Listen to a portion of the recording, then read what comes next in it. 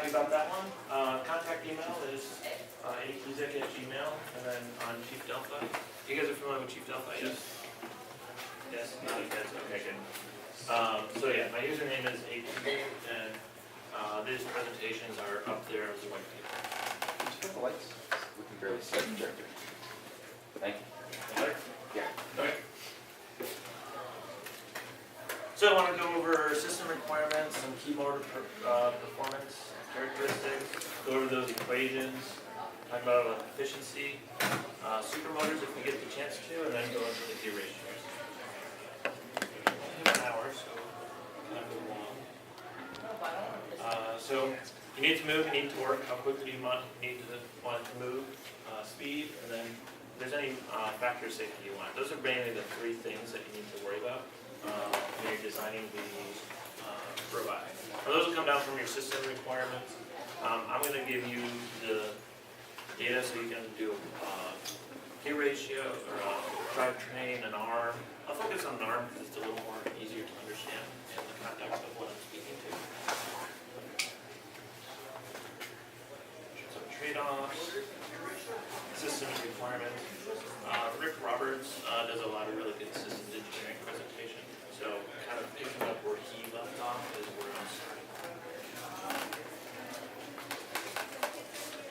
All right, so there's 5 characteristics of a motor that define its performance. Do you guys think of what those might be?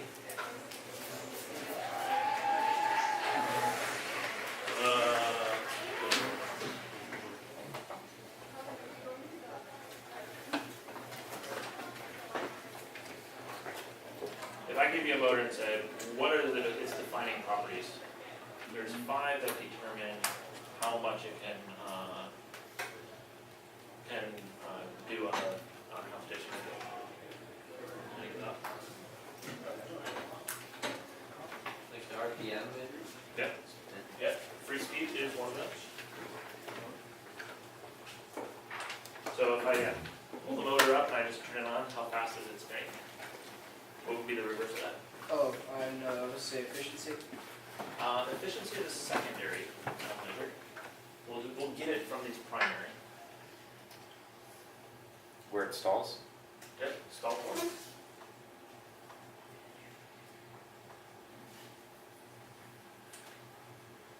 Kind of like an answer required for Yep. your draws. And that kind of covers the next 2. Is current at free speed and the current at stall torque. Current at free speed is not 0, whereas the other ones go to 0, but I need both of them. Any ideas on the last one? Wattage? Wattage I will be able to pull for the secondary one. It's kind of thinking along the lines of electrical. It's the opposite of current, or kind of the opposite of voltage. All these numbers that I'm about to give you is done at a very specific voltage that is done by the manufacturing. So the spec sheet may include testing done at 24 volts. We can only apply 12 volts. So the 5th one is your spec voltage. And between these 5, I'll be able to determine the efficiency, and I'll be able to determine the wattage. Since you brought up wattage, that's a measure of power. Do you know what the equation is for power? Current cut voltage. That's the electrical side. How about the mechanical?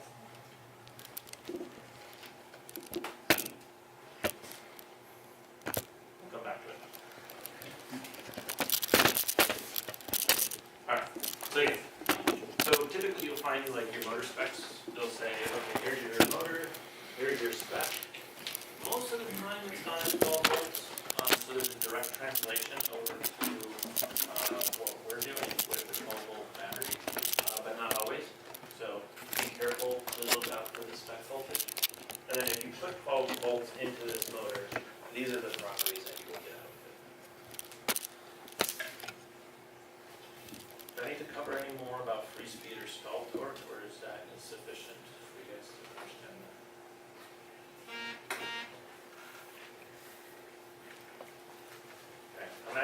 you're on a bike, and I lift up the wheel, and I ask you to pedal as fast as you can. That's the equivalent of your free speed. You're putting some energy in, so you have a little bit of current, but you can't go infinitely fast. The reverse, imagine that I'm grabbing the wheel so much so that you can't turn it. That's basically a stall torque.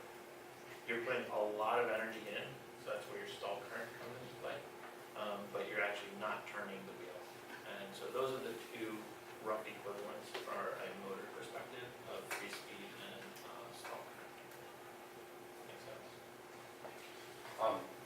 You may have said this, I might have missed it. All these numbers come from the manufacturer, is that Yes. correct? And at the end, I'm going to show you a spreadsheet that I have, and basically I pulled down all the specs, and so I give you all the cross references, and you can just download the sheet and like, good to go. Sweet. Will you make the deck available on that too? Yeah, on this and everything I'm going to be presenting today is on Cheap Delphi. All right, so if I give you I say free speed is omega free speed, and let's say I give you a motor spec of 12 volts, but we're only applying 10 volts to it. What do you think the free speed would be adjusted to?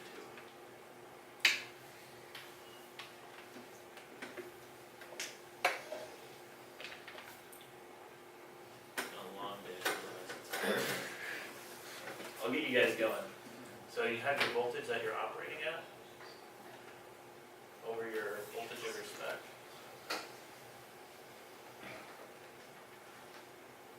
And your speed.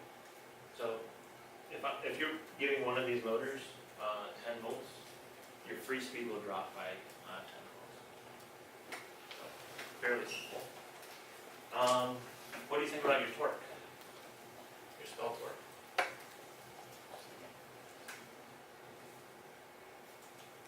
Similar, not similar? Similar? Yeah. Over the spec times your solar. All right. So that kind of covers what these two are. Yeah. So.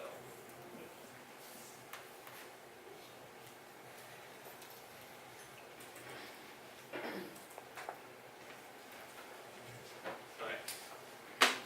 Where would be helpful to have an eraser? Eraser. Okay. So basically, it's linear proportional to the spec. I'll keep that up. Is there any downfall at underdriving a motor? Does that mean that the motor controller is governing the voltage, or do they also work with the amperage? So the way the motor controllers actually work is they will always give the motor the full 12 volts. But the way that they regulate themselves down to control the speed is they'll intermittently give it 12 volts at a step function. So 100% you're just getting 12 volts all the time. But if you want to reduce the speed, it'll go like maybe 90% and it'll just give it 12 volts, 12 volts, 12 volts, and then kind of spike it. So that's what the motor controller is actually.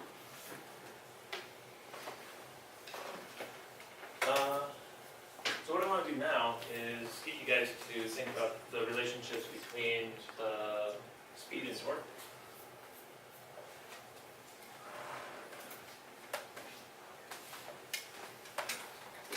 I'm going to graph with torque on the bottom as the x-axis.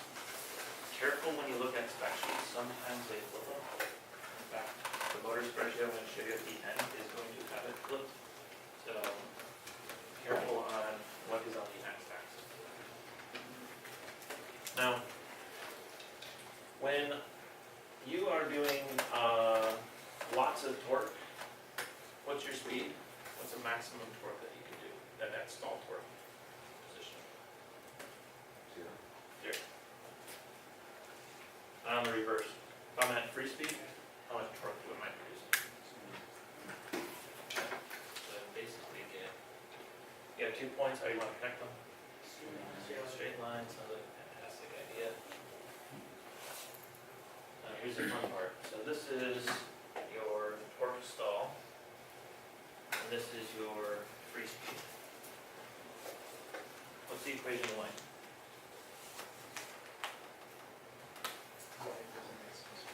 Alright, let's start there. Y mx plus b. Start with b, that's an easy one. Free speed. X is just torque. What's my slope? You know it's a negative. What's that? Yep, you rise. Over the run. Rise over the moon equals M. What is that? Okay. There you go. Easy enough, right? Now, let's see what my next one that I have there. We talked about that, we talked about that. Current. Current also is adjusted, so your operating current is adjusted as well. So all these values are adjusted with that voltage. You guys just came up with that one. Let's look at, alright. Now if I have no torque, and I'm operating at my free speed, do I have some current?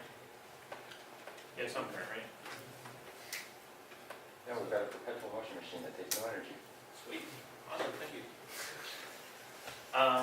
When I am at stall torque, am I pumping a lot of current or a little current in there?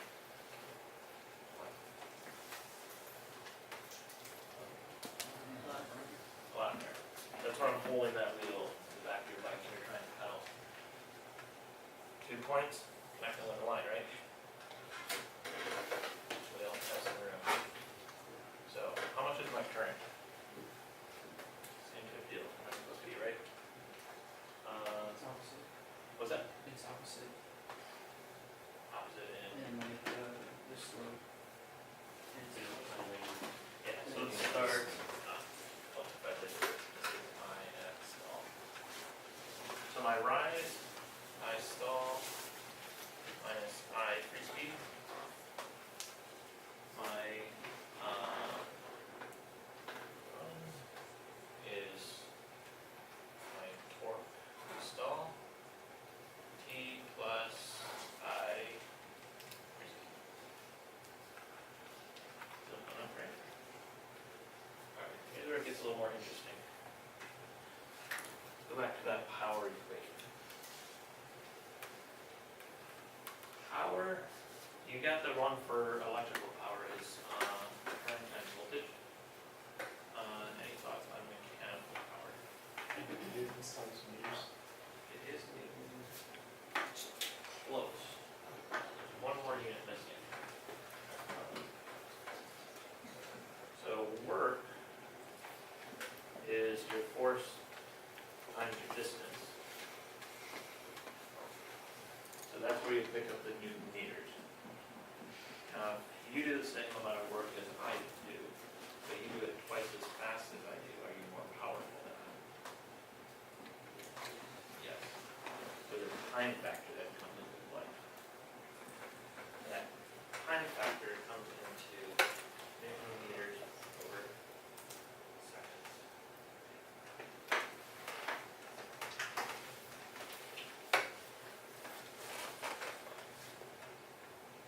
Do you have anything that looks like the Newton meters on this portion of the board?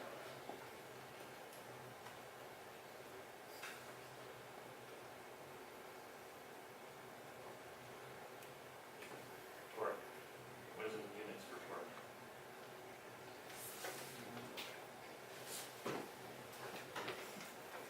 Okay, you know this one. What is torque? Force times distance, right? Force, you have distance, so work and torque are similar. So power, Newton meters is torque.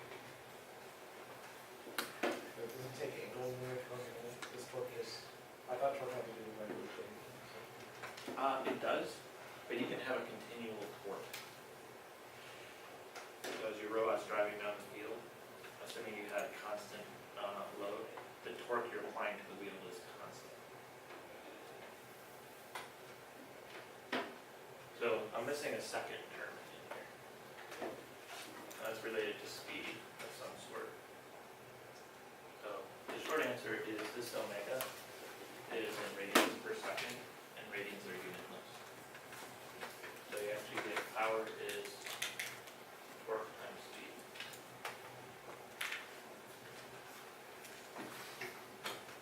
Guys with me? Need to open up the door and let some fresh air in.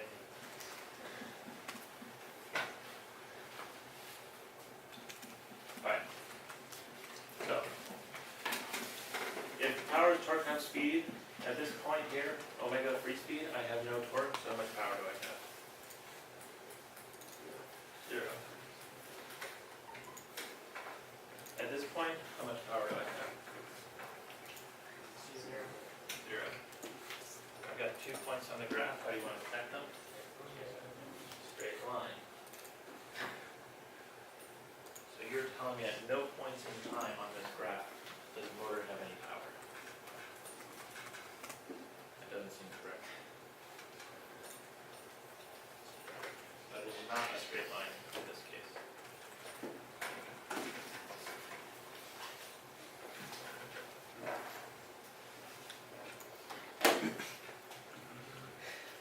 And that will be known as quadratic, negative quadratic, things like that. Yes, that is what you get. And if you're to take, this is your speed calculation, and if you multiply by torque, you see the negative comes from this sign here, and then you get torque squared. So if I take this whole equation and multiply it by another torque, that's where you get the negative for inverse parabola. So I won't write out the whole equation there, but what I want to do now is, you notice that there's part of the graph that you want to be on and part of the graph that you don't. So your max power, where does max power begin? As far as torque and speed.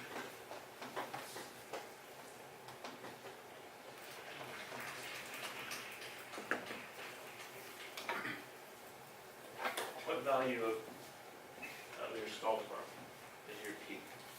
1/2. What's that? 1/2. Yep. P stall divided by 2. And how about your speed? It's a little bit tougher.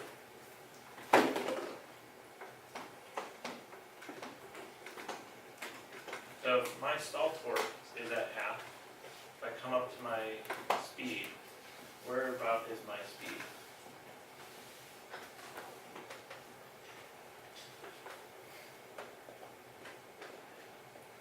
I agree with you here.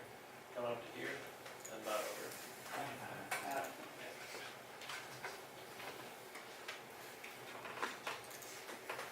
So your maximum power of your motor occurs when it's running half of its free speed. So if I go back to those sim motors, their specs are stating about 5,000 RPM. So you'd expect that you'd get maximum power at 2,500 RPM.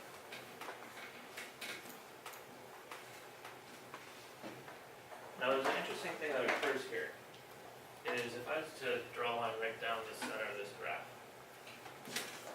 you notice what happens when I'm on that side of the equation, or of the graph? My speed is going down, my current is going up, and my power is also going down.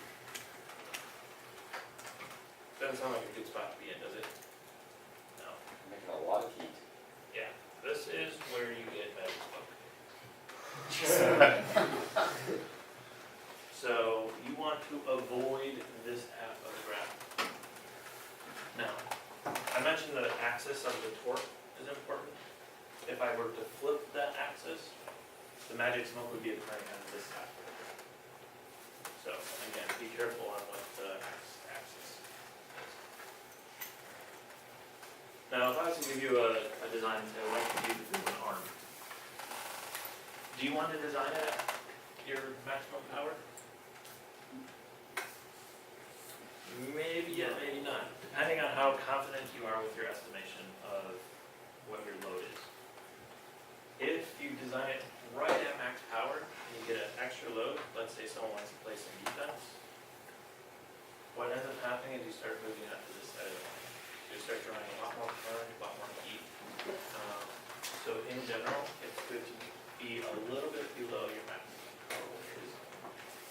And this is where that factor of safety comes in, that you can't anticipate everything that's gonna happen. They say 5–10%. No, it's definitely a comfort thing as far as how confident are you in your calculation. Alright, let's see where I'm at. So you guys did that. We talked about work. We talked about power. This 2 pi over 60, that's simply to convert, this is often in RPM, to convert from RPM into radians per second. That's what that is doing at the end. Then you guys talked about electrical power and efficiency. Rick, you had mentioned efficiency is simply your mechanical over your electrical. Now if I was to look graph efficiency, where do you think the motor is the most efficient?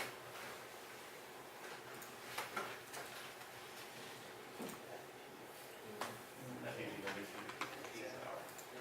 Let me ask you a different way. If you're on your bike, do you want to produce a lot of torque or do a lot of speed? Oh, but where do you tend to feel a little more comfortable? Flat surface bumpy speed. Yeah, so what ends up happening when you do these is, of course your efficiency is 0 down here, but it ends up looking about like this. So this is your efficiency. And your peak is somewhere around 20%. So in general, electrical motors like to run fast. That makes sense. Now some like to run really fast, like those Fisher Price motors or the 775s, as opposed to the Sim motors where you have a larger motor that's able to produce similar power output, but it does it by doing more torque as opposed to more speed. But even the Sim has similar curves where it looks the most efficient about 20% or 20% of your small torque.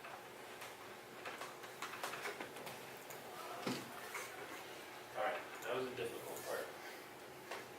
So I should mention, I kind of drew this graph all on top of each other, and what allowed me to do that is I basically was taking it as a percentage. So this here is pretty much for any motor. You'll be able to take a look at this and it'll be nearly identical for any motor. What you'll see move is the efficiency will move a little bit, and your free speed current will move up and down a little bit. Now, when you're actually talking about units, of course, like you have a Vex motor versus a Sim motor, the power is going to be much greater in absolute units. But I switched this to percentage.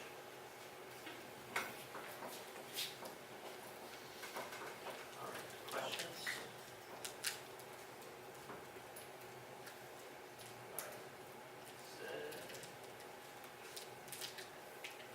Let's go to, you can see over on this side of the wall.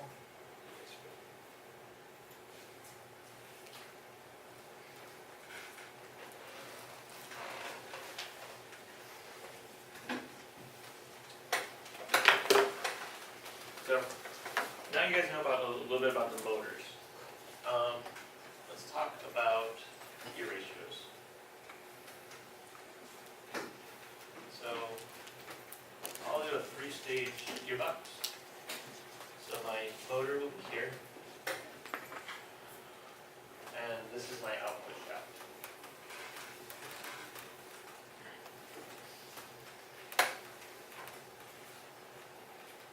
know that by doing a gear ratio, you're gonna either increase the speed and lose torque, or the reverse. Is that known? So, in this case, let's say this is a 4-to-1 gear ratio. Say that's spinning 100 RPM. This shaft would be spinning at 25 RPM. And then if this was 5-to-1, then this guy would be spinning at 5 RPM. Now, so I'm losing speed along the way, but I'm gaining torque. Now, I'll briefly assume everything is, so yeah, let's say 100 RPM, so this is a 4-to-1, this one's a 5-to-1, 5,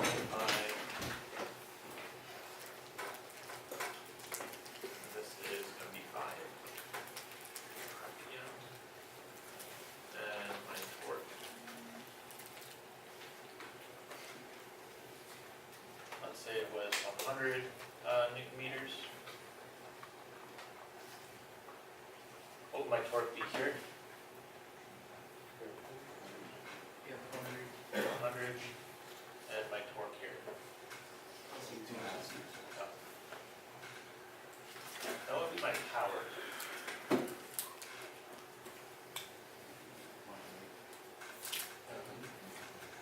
If I just multiply the two together, 10,000. Now I'm avoiding the unit conversion for the sake of illustration here. There is a unit conversion that I am missing in here. How about here? 10,000. And how about here? 10,000. So what I'm trying to convey here is that the power on each one of these shafts is identical, assuming no efficiency loss. Now, what that allows you to do is you can go straight from your output all the way to your input just by comparing your power.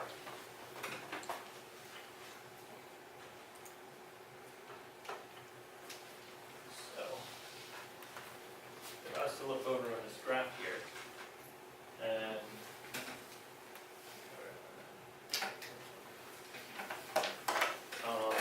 I wanted to design here,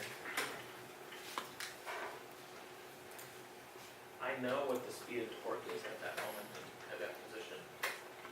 And if I know what my device needs, I can then directly go and compare my gear ratios from the torque required on the output compared to the torque required on the input.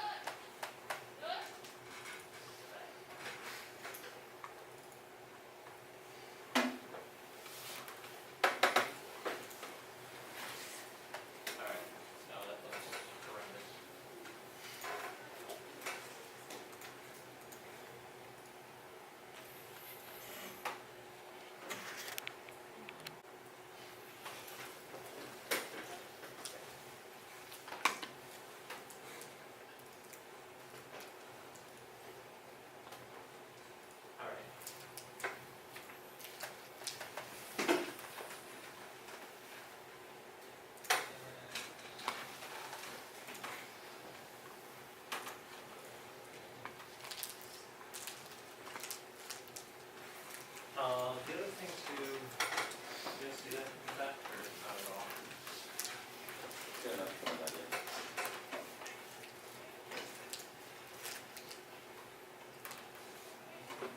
So what this spreadsheet is doing is you can select your motor that you're going to be using, and you're going to ask about the specifications.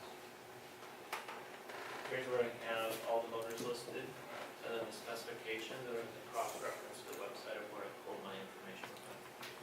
In general, it's mostly the manufacturer. If you want to add your own motor, you can hit the plus sign and you can add a new motor.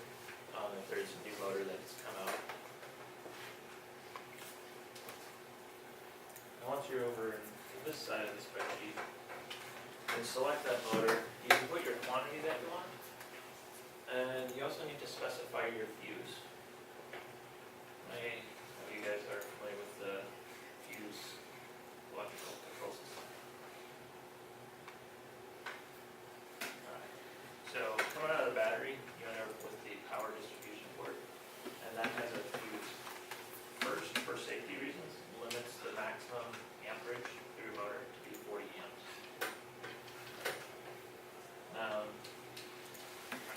There's 8 different slots that you can use with that amperage.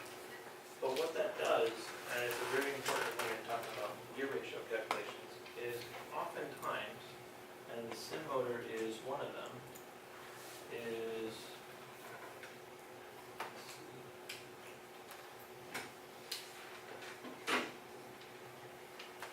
so in this case I have speed on the bottom.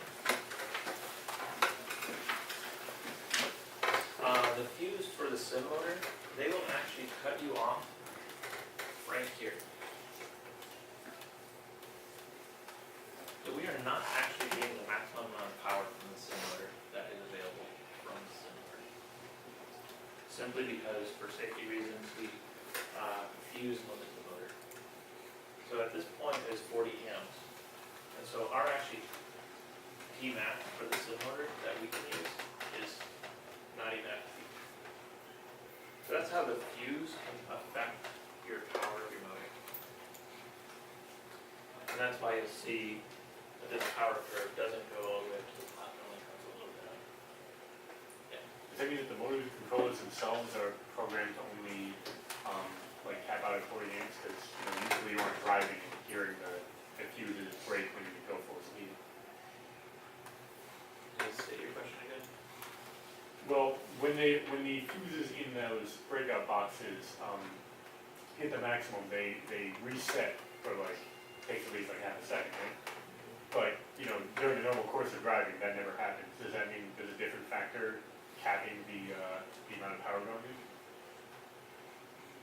So, it will. Some of the fuses you can temporarily get them above the 40 amps, and then that's when they'll start tripping. Okay. There are teams that are out there that will understand where that limit is and actually produce that amount of power into their drivetrain. Well, this is the most common one, where they'll pump in 50 amps for 2 seconds, and that'll be okay. So they're really right up on the edge. Right. I personally don't recommend that, because you're at risk of having your robot die. Now there is software limit that you can put in as far as when you see the current reaching that level, then you can start stepping it down. Often we go to 6 sims per drivetrain to start browning out the robot, and so that's kind of software limit. The other one that comes into play is the main breaker is 200 amps, so you can actually load your main breaker's fuse. Right. There's a couple different ways that you can get above the 40 amps. Right. So definitely don't recommend designing it that way. Right, but you have to have a whole lot of torque resisting your motion to really actually utilize that much power during the drive. You'd have to be driving against somebody holding it back and sleeping motion. Yeah, definitely. And there's a way that you can design around that. If the toughest test for a robot as far as that scenario goes is basically drive the robot into a wall and keep driving. Right. Wall's not going to work.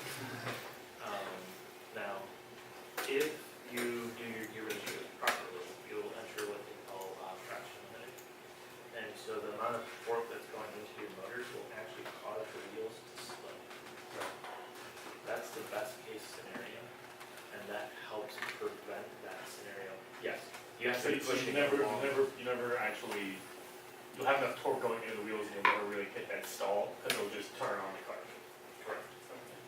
Yeah, that's the best way to do a drivetrain. You'll hear it as traction limited, is what you'll hear that called is. The teams do not design for that level of torque. They could end up in that pushing match, that 5-second pushing match, max out their motors and then blow out their fuses. So in that case, you need gear too high, you'd say, right? Because they gave you too much speed more than we need. Yeah, in fact, in all cases for a drivetrain, I always design for traction limited. And then my high speed, or my second gear, is I'll try and match it to give my max acceleration within the field. In this year's game, I mean, you could go only a third of the field before you ran into an obstacle and you had to slow down anyway. So this year's game definitely lent itself to higher torque. Right. But in all cases, my low gear is always traction limited. That way, in case, there's always going to be defense. Right. So I want to make sure that we don't blow any fuses.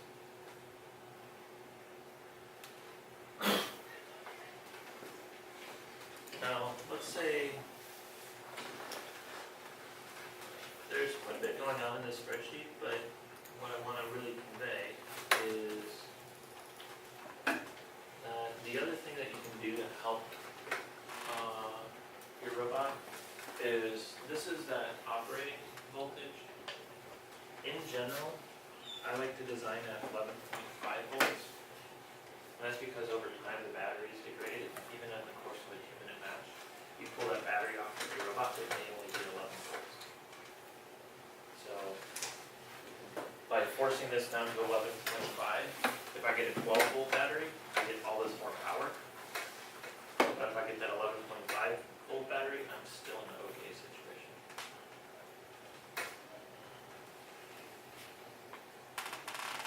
Now these values over here are that margin that I was talking about. Do you want to be designing at that max power, or how close do you want to be? So I'll say I want to be within 5%. And you'll see that on this graph, there's where my max power is, but this is where I'm going to limit myself to the design. I'll move myself down a little bit.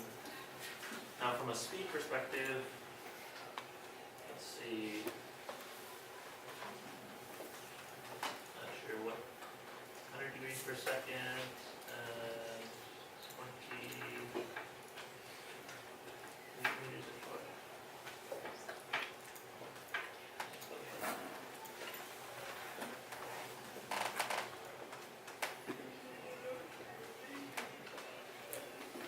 Alright. So what these guys are basically coming from your device. Let's say I have an arm and I want it to rotate at 100 degrees per second. And that arm is causing 250 Newton meters of torque on that joint. So my device, to make it move that fast, I need just over 400 watts of power. Now, the same equation applies to torque times speed, and the spreadsheet just going through those units. Now you notice that my power curve, this is my max power, and this is where my device needs some power. I can solve that a couple ways. I can reduce my requirements, reduce my speed, reduce my torque. Reducing the torque is often the last thing you can do. Or, for the sake of this conversation, I'm going to throw a second motor at this thing.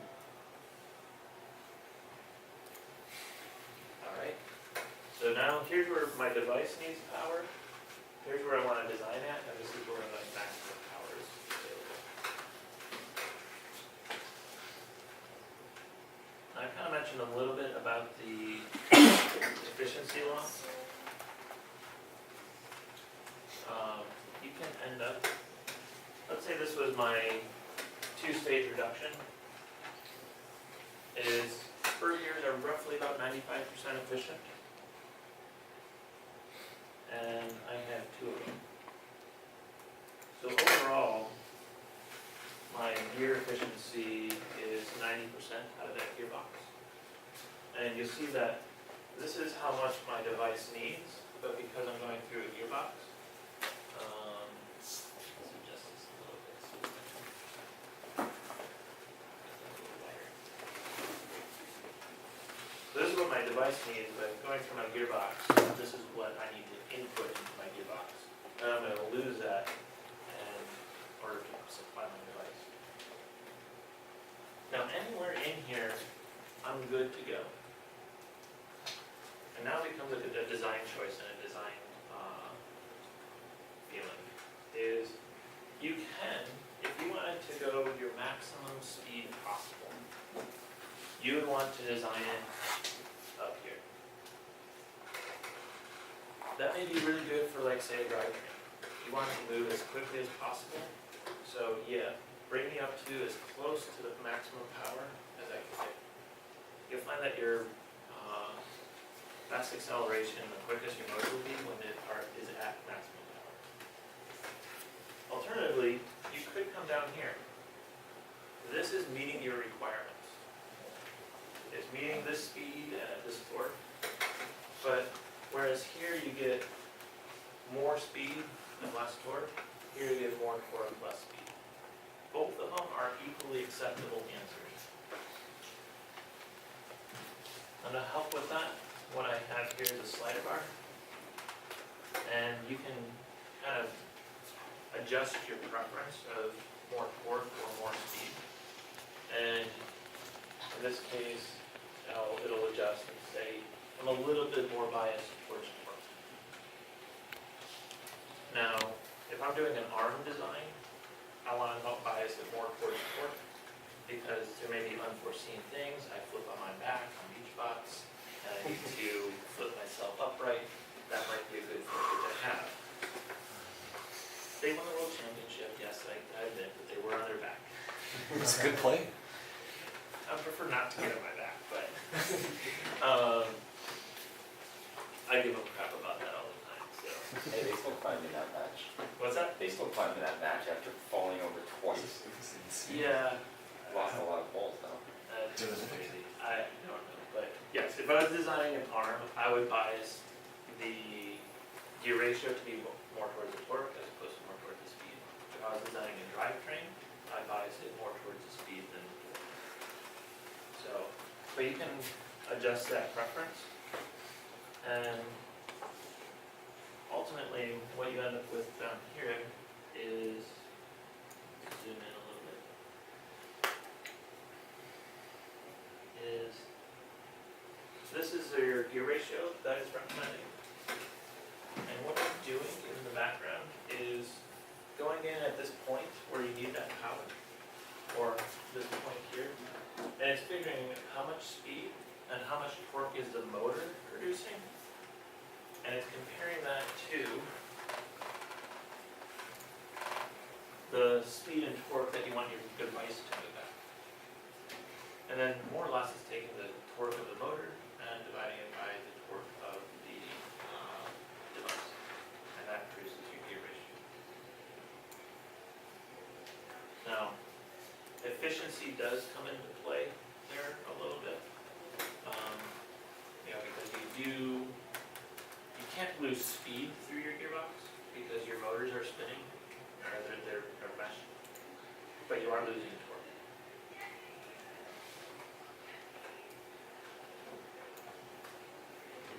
So 215 to 1 is your gear ratio.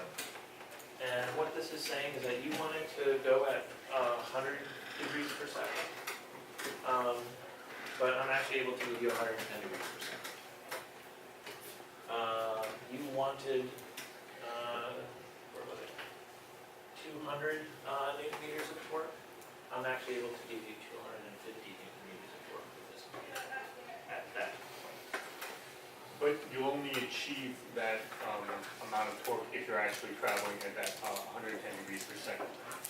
So you want to like regiment it so that you make sure you're moving at that speed, or do you just give it all the power and it'll take that? All of these equations that I went over, Yeah. they're basically in a steady state condition. So I'm not really accounting for like the acceleration, instantaneous Right. acceleration. So what I'm looking to do here is just give it full power. Okay. And from a mechanical design standpoint, it's capable of doing it. And Right. if it turns out to be, man, that's a little bit too quick, then you can regulate it down with Right. the code. Okay. Near impossible to do the inversion. Right. And the last little thing that I'll show you is, let's say for example this Gear ratio, you're like, man, 215.9 to 1. I can give you 200 to 1. In general, you probably want to go a little bit above this because that's producing more torque than the speed. But it's giving you the range of, if you bias it towards the speed, you're looking at 174. If you bias it towards the torque, you're about 246. At least in the spreadsheet, you can go ahead and click this little button here. And let's say, for example, I was able to produce 200 to 1 was a really nice gear ratio that worked with the physical world. And what this will do is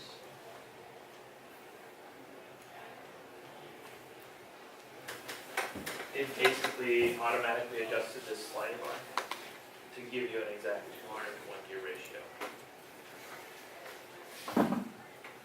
And now if I come back to, I wanted 100 degrees per second, I'm getting 116. I wanted 200 newton meters of torque, I'm getting 230. Now, some other things that the electrical folks like to see is these are the amps that you can pull in. So at that point, I'm pulling 65 amps. So I'm looking at a holistic point of view of the robot. I can say 130 to 65 amps. That's basically a third of the amperage available to the whole robot. As an arm, that doesn't sound too bad. If this is like an intake, it might be a little bit problematic. And then I'm operating at 60% efficiency at that point.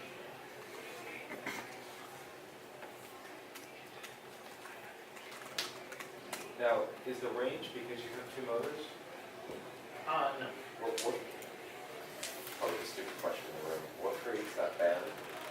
So what creates the band is the difference between what the motor can deliver and what you actually want. So, us to, well, let's just cut this in half. Roughly be about the same. So, bottom up is I'm saying, this is what you want, and then this is what's going to happen to the gearbox. So this is the power I can give you, and this is coming down as the power that's available. But I artificially capped myself by putting a margin in. So that's how I get the range of values. Now if you look at some websites like Vex, what they'll basically say is they'll just design at this point in time, and then say that's your gear ratio. Nice way to do it. I thought it was a little bit inadequate to design. It assumes that you want your device to move maximum speed at all times, which for an arm is not necessarily the case. So that's where I ended up deriving. So if we were to get something where the motor was not adequate to exceed the needs, or, well, like what would be a situation where, you know, we're seeing that the output we want is on the opposite end of the curve? Or this is just always going to prioritize putting it, Oh, so it was resulting over here? right? Yeah, so if it ends up over here, this spreadsheet, it won't design, It won't ever be right. it won't ever come back. So that would be the bad, that would just be poor design if you were to end up on the wrong side of the set.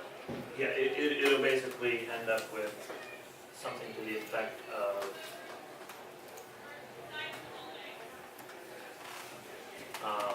where you won't get a green band on this one, and then everything will basically go red over here. So when it's going through its calculations, yes, there's 2 possibilities for power here. I throw out the one where you end up with magic smoke and keep this one. Gotcha. Any other questions? Again, this is up on cheap Delphi. I was expecting to absorb it in an hour after a long day, so I appreciate you hanging in there. Ultimately, the spreadsheet is what I recommend using, and it has the ability to even save and iterate design.